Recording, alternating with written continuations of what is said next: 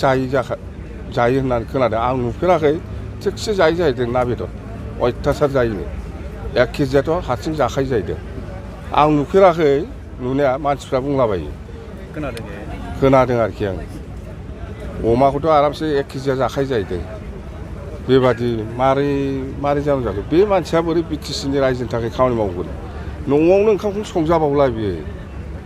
न'आव संजायोबाथ' खरसनि खोथा दं नालाय दाना बेहाय बिटिसिआव ओंखाम संग्रा बानायखाबाय गावनि अफिसजों एटाच बेहाय बिराद मोजां संनानै जायो ना बेदर दिनैबो थांबा लोगो मोनगोनथ' दा मानसिया जुदि अफिसाव दङब्ला ओंखाम संजानायखौ लोगो मोनगोन थांनानै नाय सार प्रमद बर' बिथाङा मालाबा गावनि फेसआव गोरिबफोरजों थाफानानै साहा फुदुंनाय जाम्बा बे नाटक गरिबनो बेलाय गरिबजों थाफानानै सालायनाय बेलाय फट' साफायनायसो बेखौलाय आंबो लामायाव थांनानै दानो साफायनो हायो माला सोरनो गोरिबनो फैसा होफेरा बेलाय सोर फाग्लानो फैसा होफेरा बेलाय खोन्थाथों सोरबा गोरिबा न' बानायना होदों होननानै सोरबा गरिबा बिनिफ्राय 500 थाखा मोन्दों होननानै सोरबा माने आरो बेथ' बाद हो बेफोरखौ बाद हो आं बुंबायना न'आव संजायोबा खरस जायो सिपिनि फैसा खरस थांगोन ओंखायनो दानिया बियो खरसा जायो नालाय न'आवबा ओंखायनो बिटिसिआव ओंखाम संग्रा बानायनानै ना बेदर संनानै जायो बिसोरबो नुनायाथ' जों बहा नुनो बिथांमोना 20 तारिख जुनाव बे ड्राफ्टखौ ओंखारनाय लोगो लोगोनो बिथांमोना बमासो गावदों फुरथि खालामदों जादों लोंदों रंजादों माने बिथांमोना बुंदों जे जों जेरै लुबैदों बेबादि जाबाय समस्थिया होननानै थारमाने जों बेखौनो बुजिनो हायो जे अदालगुरिनि बे मोनब्रै समस्ति आरोबाव नैबे तामुलपुर बाक्सानि तामुलपुर आरो गरेस्वर समस्ति बे 6था समस्तिखौ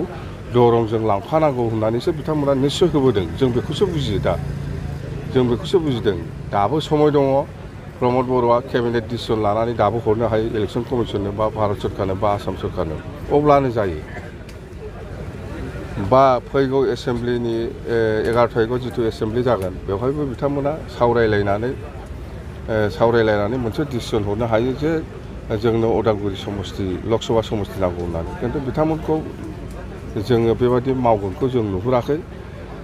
मावनायाथ' बाद हो जोङो बिटिसिनि भबिसतनि खोथाखौ जों सिन्था खालामदों बिथांमोना जेखिया पार्टिया जेखियानो जाया मानो जों खावलायदों बिटिसिनि भबिसतनि खोथा दङ 25 बोसोर 30 बोसोर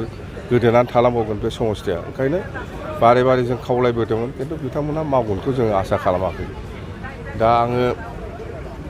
मथथे जोङो थाबैनो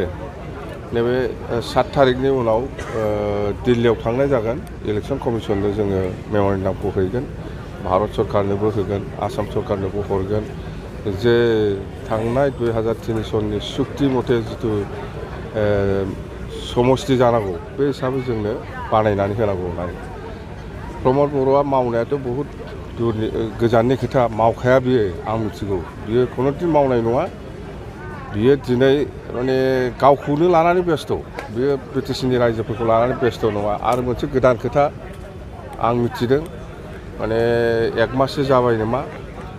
बिटिसिआव बियो गोदानै मोनसे किटचेन बानायदों गावनि अफिसजों एटाच गाव खालामग्रा अफिसजों एटाच बिटिसिआव 5 स्टार रेंकनि बिराद